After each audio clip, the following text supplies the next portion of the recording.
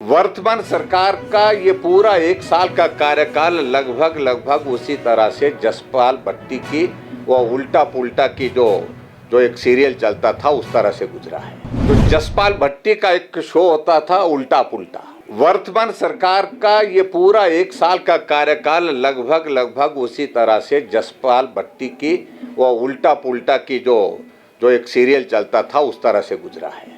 मैं समझ सकता हूं कि हिमाचल प्रदेश में सरकार का पहला साल का कार्यकाल नए इनिशिएटिव के साथ होता है।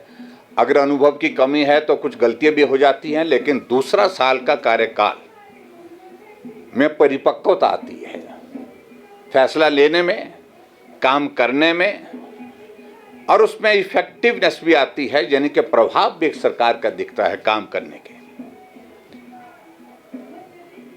वो सारी चीजें इस 1 साल के कार्यकाल में शून्य दिखी है। बिना सोचे समझे फैसले लिए गए,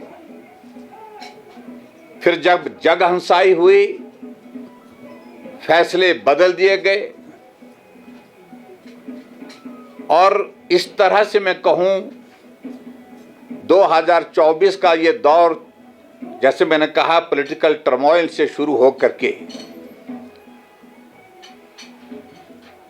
हिमाचल प्रदेश में टॉयलेट टैक्स के दौर में से होकर के हिमाचल प्रदेश में समस्या की चर्चा हो करके, और उसके बाद जंगली मुर्गे का जिक्र होकर के, अंत में अंतिम दिन जो है वो जब साल का था, तो हिमाचल प्रदेश में यहाँ जो कॉरपोरेशन के जो मेयर हैं उनकी एक पत्रकार वार्ता थी।